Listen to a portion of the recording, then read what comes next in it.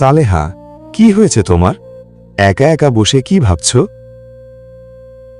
আজকে রাজু বলছিল গ্রামের ছেলেপেলেরা নাকি একটা ফুটবল টুর্নামেন্টের আয়োজন করেছে। রাজু সেখানে খেলতে চায়, কিন্তু রাজুর তো কোনো বল নেই, তাই প্র্যাকটিস করতে পারছে না। ও বলছিল ওকে যদি একটা নতুন বল কিনে দিতে।